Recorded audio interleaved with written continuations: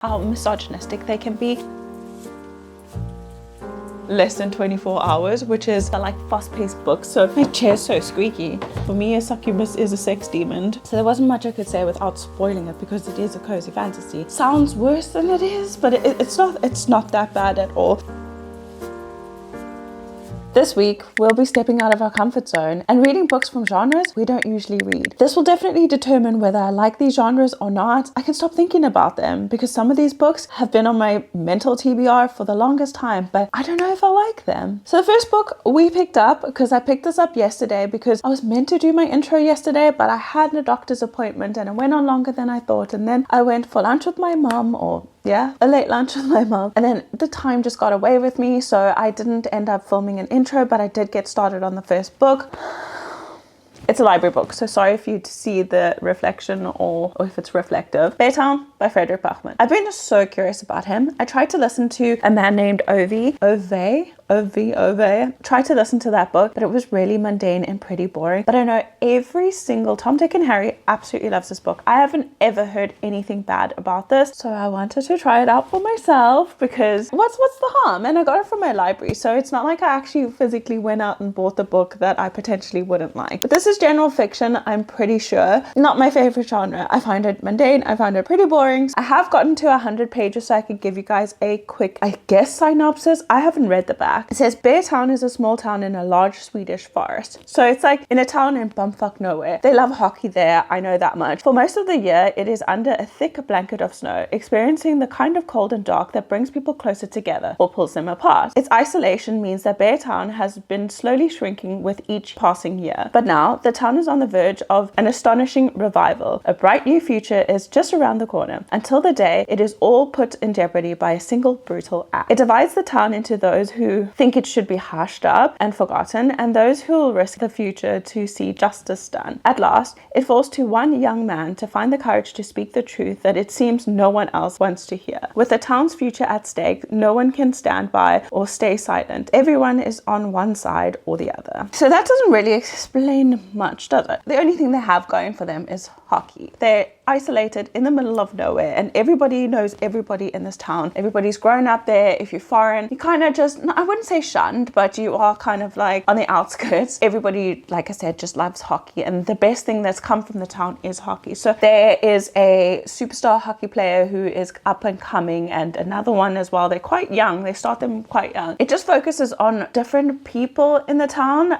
So far, we have Amat and his mom, we have Kevin and his family, we have Peter and his family, he has Maya, his daughter, and Kira, his wife. We get their points of view. We have Soon, who is a old coach. We have David, who is a coach. But other than that, I can't remember who else's point of view. We have like a bunch of points of view, and I'm assuming it will all come and converge at some point. But the first chapter is, I guess, what gets everybody a little bit intrigued in the book. I think I actually took a little video of this, but it says late one night towards the end of March, a teenager picked up a double-barreled shotgun, walked into the forest, put the gun to someone else's forehead, and pulled the trigger. This is the story of how we got there. So I'm assuming it's going to be hockey rivals. I think it's their A team or the junior team or one of the teams are like up and coming, and they have like a superstar player in that team. And if they win this championship, I feel like it will catapult the town to where they want to be, because people have been leaving and the town's just getting smaller and more decrepit because people are just leaving and the town's not being looked after. So they're trying to bring tourism and everything back to this town. So we're kind of just following that. So it's kind of like slice of life-y because we're just following them along day to day, but it is kind of macabre. Like everything just has like this layer of gray and like kind of depressed vibes to it. Like our main characters that we follow as well, they all seem to just be not quite happy. There's just something underlying that makes everybody seem like they're just really not happy. Everybody's got their own demons that they're fighting, if that makes sense. But that is so far what I've surmised from it. I am currently on chapter 14, page 102. We'll just keep reading. I am I'm not gonna lie, a bit bored. I'm like, every time I start reading, I also have the audiobook, so I'm immersive reading this because I knew this might happen. I just keep floating away in my head, and I'm like, I need to come back, and then I've missed like a thing, so I have to go back and just listen to it again. So I'm not having the best time yet. I can see why people like it, especially if you love just general fiction. You would love this because it's kind of, it just feels plotless and you're just following people on their journey of life. That's not for me. Slice of life just doesn't work for me because I'm living my real life. I don't love that, but we'll see. Maybe it'll be okay. I've already like tabbed, dog-eared a bit here. It is a library book. I'm so sorry if you don't like that. Page 250 for our next check-in. So I got to read this chunk first, and hopefully we can do that today because I have a couple of shorts to film right now, and then hopefully we can jump into reading. Like I said, I had a doctor's appointment yesterday, so I'm just taking today easy and trying to catch up on everything. I'm trying to pre-film a lot because I'm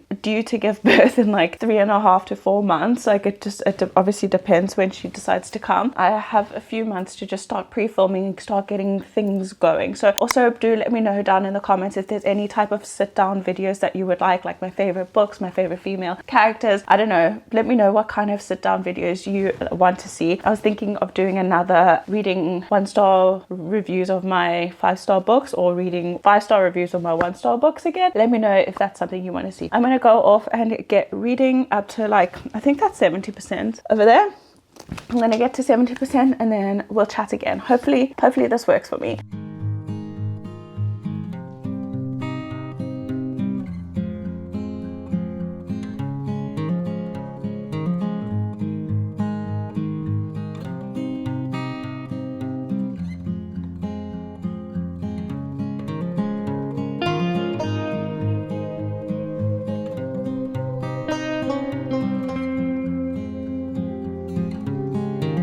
Hi everyone, so I'm still stuck in the same position because I've been reading and I just reached page 250, chapter 32. This book is not what I thought it was going to be. I want to say though, if I hadn't had the audiobook, I don't think I would have enjoyed it as much as I am right now. I love the narration alongside this because it just evokes a little bit more emotion, and I think if I had been reading it in my head, it wouldn't have translated the same, if that makes any sense. I don't know, I just feel like it's made it better listening to it and I understand the context a little bit more. I thought it was going to be boring and mundane, but it's actually so deep and so traumatizing. Like the things that these people are going through and the things that they experience and how they react to it, and you know, I don't know how to explain it, but just how they incorporate different coping mechanisms, and everybody copes differently with different types of trauma. But it just feels like the whole town is filled with trauma, I swear. I did make a couple of notes because I didn't want to forget what I was thinking, because like I said, I'm with child, so my brain can go a little bit scattered. It discusses a lot about, like, I know it's a hockey, but it's like male dominated sports, especially organized sports, how misogynistic they can be, and they always make like these sexual jokes and stuff, and it actually makes me sick. And I know it's common, but it just feels a little bit antiquated, and I don't know if the sports industry is still like that, but it feels almost like cultish, or like they're brainwashed to think in a certain way and they just kind of follow the leader. Like one of the main characters actually does something really bad, and while he's doing it, two of his friends are guarding the door so he can do whatever he needs to do. That mentality is very cultish because it starts off with one person and it kind of spreads out, and they feel an obligation because it's either the captain of the team or they feel like this person is superior to them, so they kind of just have to follow suit. So I hate that type of behavior, but it does discuss that in detail. It kind of explains the toll that competitive sports takes on people, both mentally and physically, and a lot of time mentally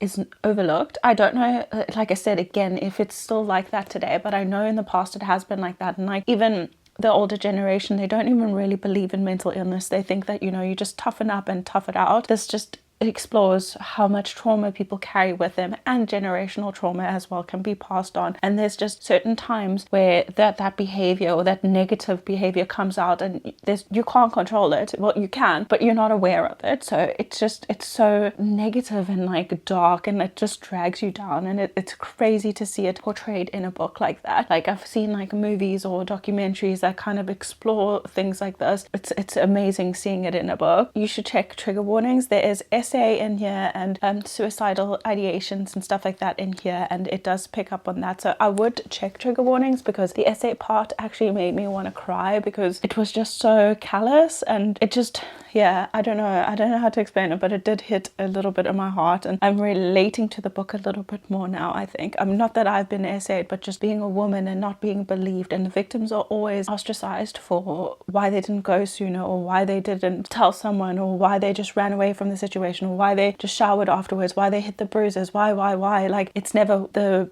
person or the perpetrator who actually gets questioned like that. And it's sick, especially if the perpetrator is famous or someone up and coming. They kind of want to push it under the rug, and they ostracize you for coming forward with that information, and it can lead to a lot of like existential crises where you kind of question morals and just generally what's going on around you and the meaning of life. And it's so sad, but I'm actually enjoying it so much more than I thought I would. That's kind of how I feel. I know I got a little bit deep there, and I usually don't, but this kind of just evoked those type of emotions, and I'm understanding why everybody loves it. It's not like a 6-star book for me or anything, but it's relatable. I used to, before I started this channel or got on my reading journey, I used to read only non-fiction books, and it was all about like abuse cases and alcoholism, drug addiction, orphans, and being brought up in foster care, and this kind of brings those same feelings to the surface. I'm enjoying it for that fact that it feels like something real. It feels like something in a real town that really happened. I'm enjoying that part of it. Like, in that sense, his writing is brought to life, and it's like, it feels tangible. I don't know if that made any sense, because I just literally as soon as I reached page 50, I thought, let me stop, because I'm probably going to read for another half an hour before I do my like nightly rituals. That sounds bad, but I usually shower, watch some TV, have some dinner, and then I'll read again before I go to sleep. But I'm hoping we can finish this by tomorrow morning. We only have like that little bit left, and that little bit, that's a lot for me who reads really slow. It's like 150 pages, I think, so it should take me about like 3.5 hours to finish this. So I'm gonna read half an hour now, and then probably tonight I'll read for an hour, and then again tomorrow morning, and hopefully we'll have finished this.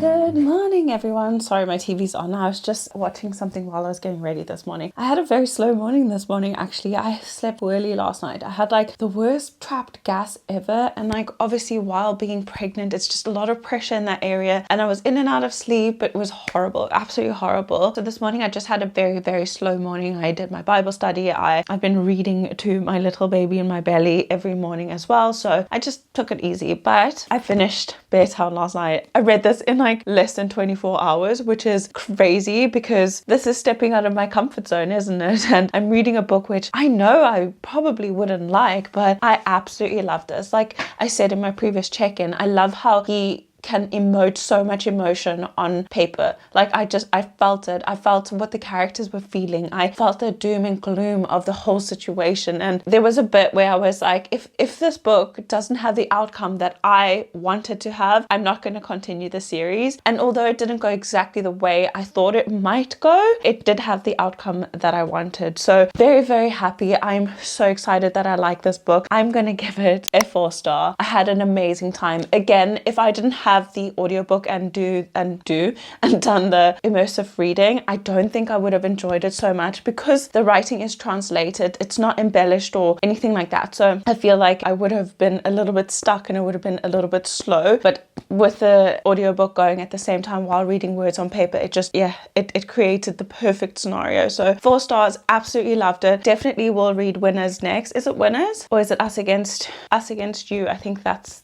the 2 other books. I don't know how they interconnect or if they are continuation, because the way this book ended, you can just read this. You don't have to carry on with the series, but obviously now I want to. I will see if my local library has the other books. I don't think I would go necessarily buy them unless it was like some sort of sale, but these aren't books that I usually would gravitate towards, but I think this book could be for anyone just because of the subject matter that is covered in here. It's relatable for most people. Anyway, I'm banging on about it now. Very happy. I got a good book out of this. That's all that I'm happy about, because like I said, I've been reading mediocre books. I've said this in every single video this year. This was great. This is absolutely great. So big ups to everybody who picked this book up, because it made me pick it up.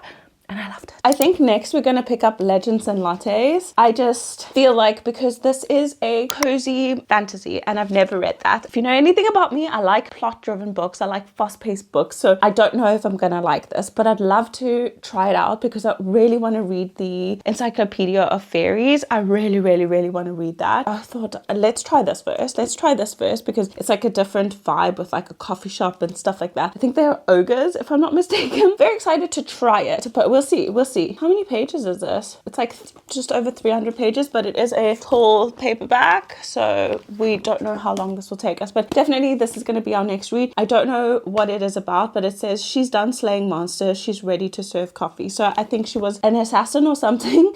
Ogre, I guess. A hired killer. What do you call them? I don't even know. I can't speak. She's a hired killer, and then retires and opens a coffee shop, and that's just her life, and you just go along like slice of life, day to day bits with them. So let's see what I think.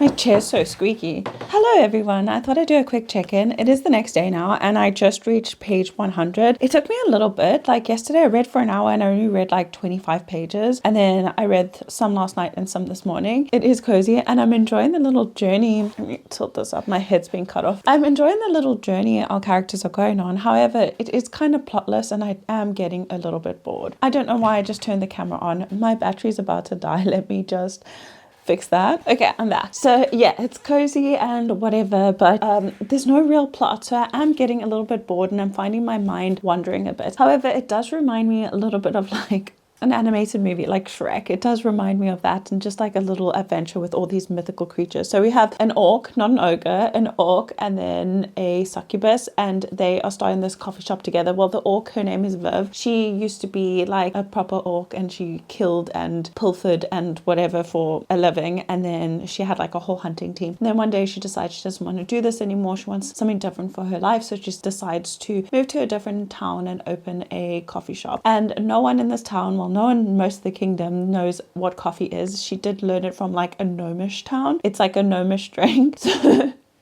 it's funny. But anyway, no one really knows what coffee is, but she is like an advocate for coffee and she loves it so much. It's just so nostalgic and like dreamy for her. She buys all the ingredients, all the ingredients. She just need beans basically, but she gets coffee beans, she gets a coffee machine, she has like a makeshift like filter coffee maker, and she sets out to build this store. She hires a hob. Is a hob a hobbit? And that's what I've been thinking he is the whole time. She hires a hob named Calamity, and he kind of helps her fix up this derelict library that they used to have in this town, and she bought it quite cheap actually, and then they fix it up together and make a cafe. The whole story is centered around her starting up this cafe. Where I am right now, they're trying to get customers. They've just opened, like built the store up, and it's everything she's ever dreamed of. And Tundri, the succubus that she is working with, there's a picture of the two of them here actually. There, I think that's Tundri and that is Viv. The two of them are just working really well together. Tundri has these great ideas for like advertising and stuff, and Viv has the great ideas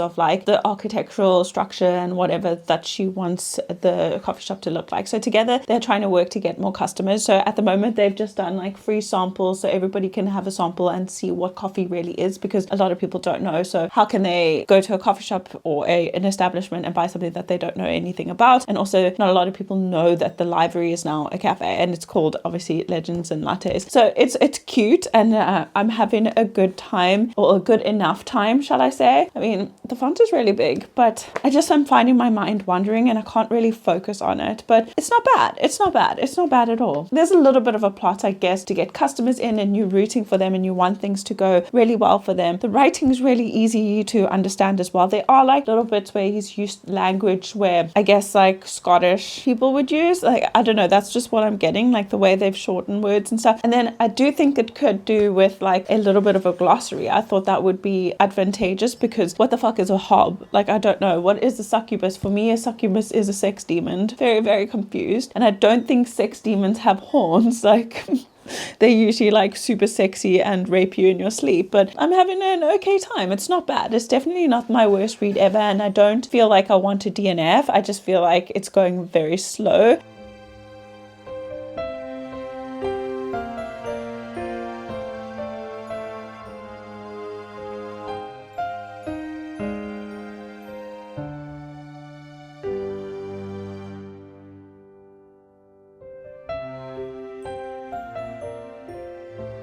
Good morning, guys. So I finished it. I finished Legends and Lattes this morning. I was gonna read more today, but then I realized I'd already finished the book. There's a bit that is, I think, an excerpt for the next, and I think it's like, I don't know, it's a few pages, but I was going to check in with you guys and then finish it, but then I don't know what happened. Where's it? I can't find it now. I don't know. I'm tripping out. Also, I had nothing more to say. Like, everything I said in my previous check-in is still relevant. Not a lot happened. It's a cozy fantasy. Not a lot is happening. It's just kind of them adventuring and trying to set up this coffee shop, and then the success leads to a troubling element, which I kind of called. They kind of rebuild from that. So there wasn't much I could say without spoiling it, because it is a cozy fantasy. There's a lot of like found family and the importance of having a good support system in case anything goes wrong, and they can like pull you out of that depressive episode that you get into, or just the self-doubt that you have. So that was really cute, but ultimately I did get a little bit bored. I was like, okay, can we just get on with the story? It's just that it felt like it was dragging a bit, even though it was like 296 pages. I just felt like it dragged a bit, but I'm gonna give it a 3-star. I did have a good time initially. The writing is very simple, very easy to understand. It kind of felt like watching a cartoon. I think if I was younger, like a teen, like before 18,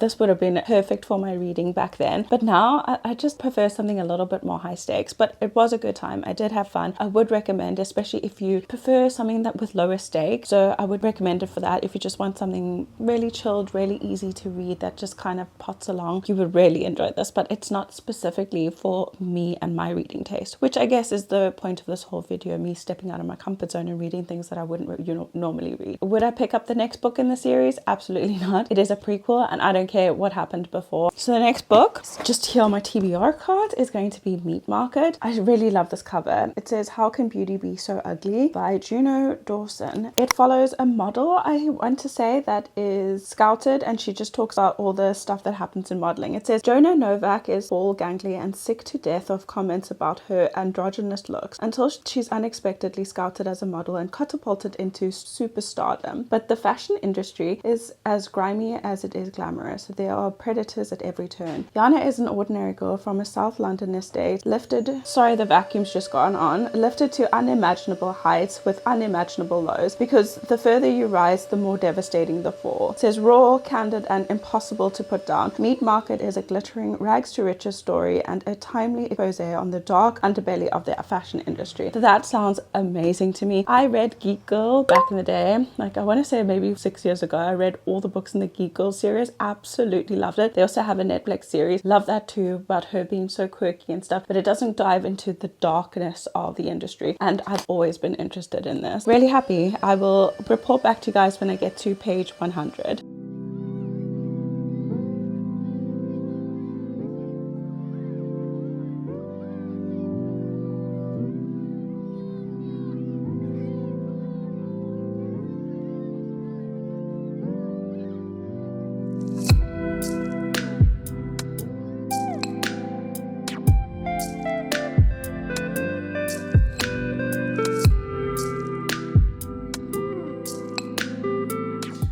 everybody. I'm so sorry if the sound sounds different. I cannot find my mics for some reason. I must have misplaced them somewhere. But I just wanted to film this check-in because I've gotten quite far in Meat Market. I'm currently on a chapter called New York on page 200. Oh my gosh, I can't speak. Page 124. I'm sorry, I'm a little bit frazzled because I cannot for the life of me think where I put these mics. They literally always sit on either my bedside table or my desk, and now I can't find it anywhere. I tidied up yesterday, so I must have moved it somewhere, but because of my pregnancy brain right now, I'm scared I might have thrown it away or something, which I doubt, but I don't know, I'm just a bit frazzled, so excuse me. About Meat Market, it's about a model being discovered and then like the ins and outs and the dark secrets about the modeling industry. I have to put the book down because it actually just darkens everything, so I'll try and get a picture to put up. So we have Yana, her name's Yana Novak. She is actually an immigrant, a legal immigrant in the UK. They live in London in a council estate. She's not very well off. Her dad, I think, works in like a storage plant or something, and her mom is a carer. So they're not very well off, but she's really smart, and they are from Serbia. So she's really tall, really skinny, has quite masculine features. She's discovered one day on like a school outing. They take them to like, I think it's called Thorpe Park. It's just like an amusement park. So she gets discovered there and literally is catapulted into basically stardom. She does her first runway show like maybe 2 weeks or something after she is discovered. So she's in the development stage and she's not supposed to like take on any paid jobs yet. She gets booked for Fashion Week to do this one up and coming designer show. And from that, she's just catapulted. She struggles to do her walk, obviously. She has imposter syndrome because she doesn't think that she's that pretty because she's been teased her entire life, telling her like she's a giraffe and a giant and a transvestite. Like they just make fun of her all the time because she is masculine, tall and super skinny.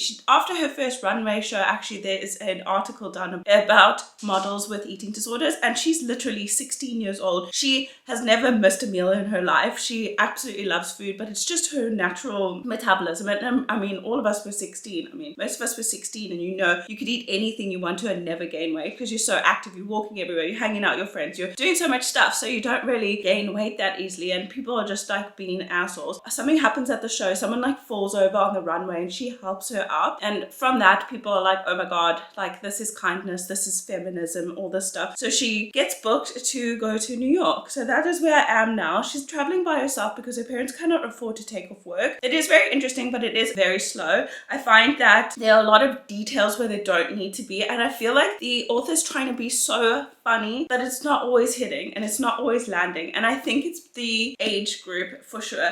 I don't know what they call it. I know like they have Cockney in the UK, so it's like a certain slang, and like I hate it. Like I just want to read you a bit of it. If you've been to the UK, you know that in South Africa we call it lays, and I think also in the US they call it lays, but there they call it walkers. But anyway, she's talking to her boyfriend about something, and she said, Ferdy reaches past me to grab the bag of sweet chili Walker Sensation. Some people think other crisps are better than sweet chili Sensation, but those people are scammers. What? Like, what do you mean? Like, that is so lame. Like, I think that was meant to be funny because, yes, sweet chili sensations are really good. Firstly, they give you really bad heartburn. They are really super addictive, but they're not the best chips. And why would you be a scammer for not liking it? You're entitled to your own opinion. There was another, they used the term Hank Marvin, which means like you're starving. I don't know. It's too on the nose and too niche, and I think if you weren't British you wouldn't understand a fucking word that she's saying. And like she goes in like using slang and then normal language, like I went to school yesterday but I ain't this and I ain't doing that, and I'm like, wait, what? Like it's so confusing because she doesn't stick to that colloquialism or whatever she's tried to use in there. She doesn't stick to that, so it throws me out quite a bit. That is my only complaint. I do like the story as a whole. I like that Yana is like a deer in headlights. She doesn't know what the fuck is going on. She's so lost. She's really naive, which I think leads to all this shit, because even though people tell them, even on in Geek Girl, they tell you to like read up on like the designers and the well-to-do photographers and all of that. They tell you to read up on it, but for some reason in every single book none of the models do that. None of the models that are discovered in these type of stories ever wanted to be a model, care about fashion or anything like that. So they're super naive to the industry. And like I get, like, if you don't know a designer or something or a photographer or a celebrity, I understand that, like you can't know everybody. But what I don't think that I understand is the fact that you don't understand how evil the industry can be, especially women who are helpless and naive. Like, you're a target and a walking target, and I've known that my entire life. It didn't take me to get into the modeling industry to know that, like, every man could be a rapist or a murderer, so you always protect yourself. That is just my opinion for now. I think I'm going to read, I've already made a little mark up there to 261, and that is about, I want to say 60-70%, and then I'll check in with you guys and see what you think.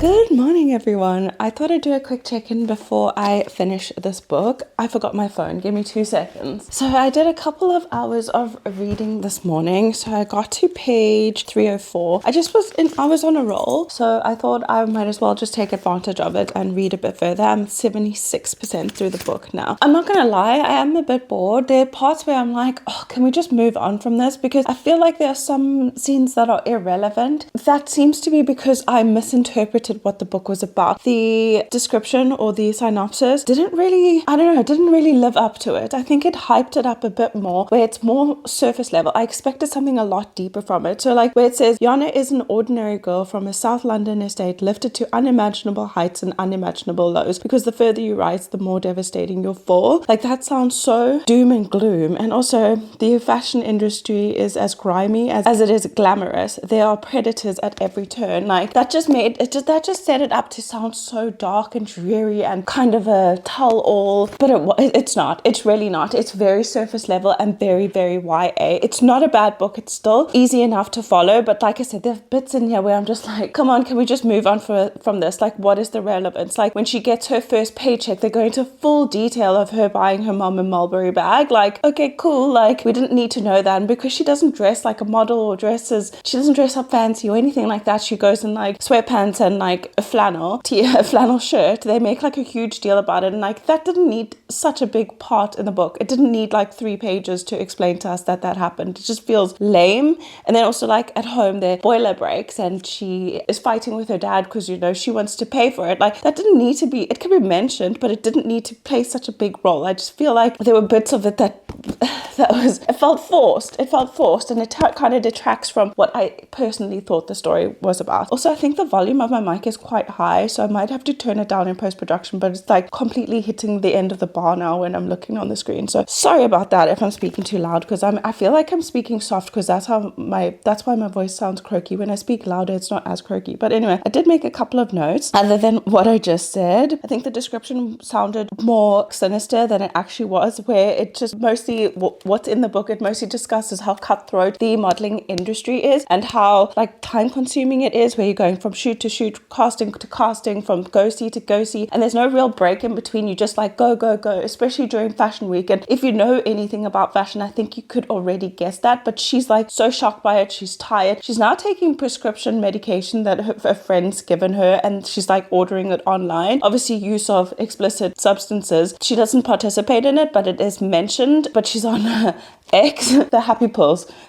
She's on those just to cope with the anxiety of everything. But it sounds worse than it is, but it's not that bad at all. It talks a lot about the lack of guidance that young models have in the industry. Like, I would expect them to have their agent just in constant communication. Like, she's 16, 17 years old. Like, how are you doing? Did you get to this meeting? Is everything okay? Like, it feels like she's just kind of pushed out into this world and just expected to soar. And she's in foreign countries. They go to model apartments, and we all know those are shit. It's not glamorous in any sense of the word. It's like a little box apartment that the agency usually rents out, and a bunch of girls will stay there, and it's ratty and it's infested and it's gross, but it saves money for the agency, who keeps sending girls there because obviously you might not get the job. That is understandable, but she doesn't understand that. And she's expecting to have like high-rise apartments and all of this, but that's not the reality of the industry. So for me, that wasn't shocking at all. That I've read lots of books about modeling, and I used to be very interested when I was very young. like I wanted to enter like Miss South Africa and stuff like that. So I was very interested, and so I know a lot about the industry, but I don't know why she's so oblivious to it. It doesn't make sense to me. They also touch on a lot of how the industry can feel very lonely because you're constantly surrounded by people, but people don't really care about you as a person. They care about which shoots you've done, who you've walked for, who you're going to walk for next, which photographers you have contact with, which models you're friends with, who you've seen, who you're seen with. Like, that's what people care about. They don't actually care about you and who you are and your likes and dislikes. It's nothing for them. And it also talks about the dangers of girls getting sucked into schemes about like how men can be like, oh, come party with us and we'll give you some money. And some girls are so strapped for cash and they just want to make their money back that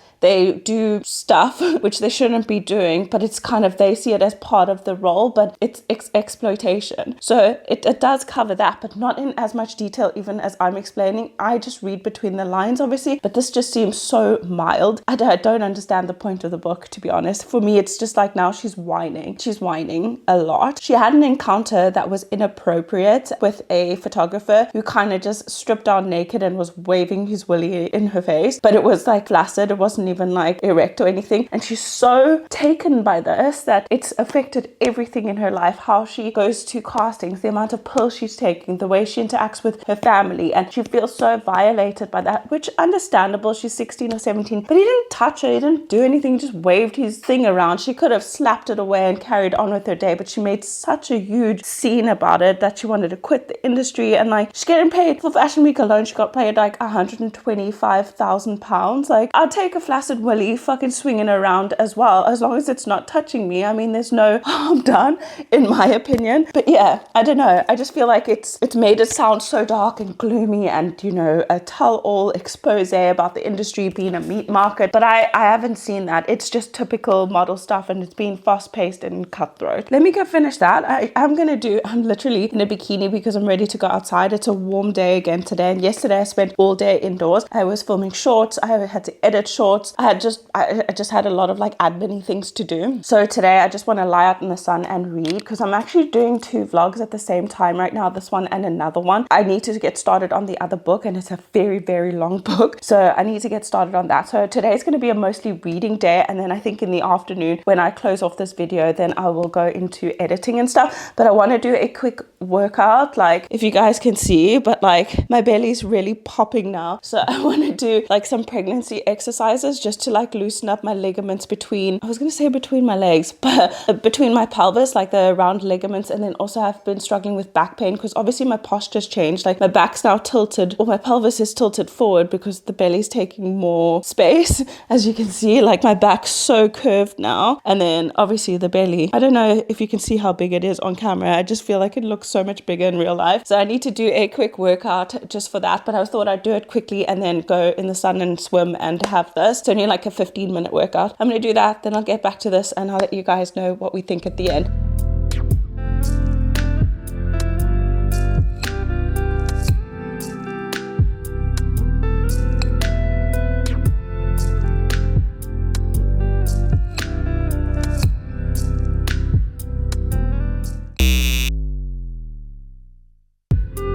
And just like that, we're at the end of the video. It took me exactly a week, which is great because the video I am filming alongside this is taking very, very long, like 1 book a week. I finished Meat Market about, I want to say 10 to 20 minutes ago before I got dressed and did some makeup. So I've had a little bit of time to think on it, and I think I'm going to give this a 3-star as well. Sorry, it darkens the frame every time I hold up the book. So I'm just going to put it down and pop a picture up. 3 stars for it. I felt like I wanted more. I wanted a deeper look in the modeling industry. I thought it was a different take on the modeling industry, but it wasn't. It was just copy paste. I feel like she took inspiration from Geek Girl, which is one of the series I said I read about models. There's little bits that were similar to that book, but just obviously made into a little bit more sinister plot line. And maybe, I don't even know if it's lit fic, to be honest.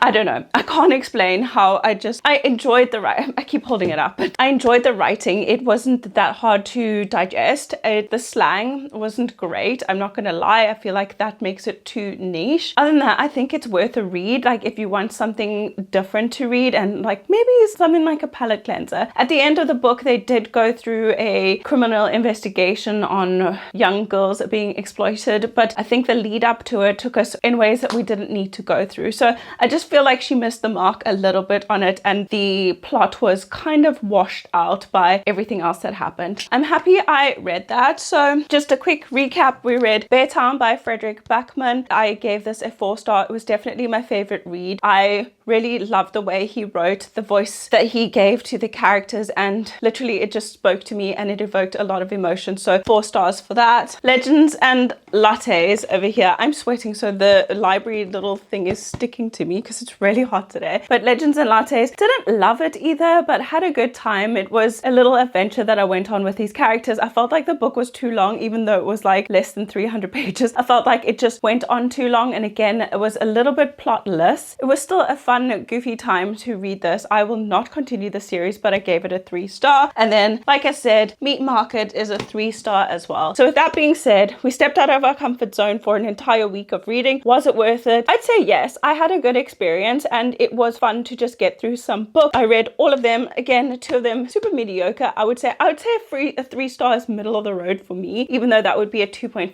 but a 2.5 is quite low in my eyes. So 3 means good. I would recommend, but I wouldn't think about them again. Bear Town, amazing, would recommend, can't wait to continue. I thought I wasn't gonna like it, but I absolutely love it. So definitely worth stepping out of my comfort zone this week. With that being said, thank you so much for being here. Let me know if you read any of these books and what you thought, and if you think I should continue the series with Legends and Lattes. I don't know, I didn't find it that entertaining, and I wouldn't go out and buy the books. I'm glad I got it from my library. That is everything, guys. Thank you so much for watching. Please remember to like and subscribe if you haven't already, and I'll see you all in my next one.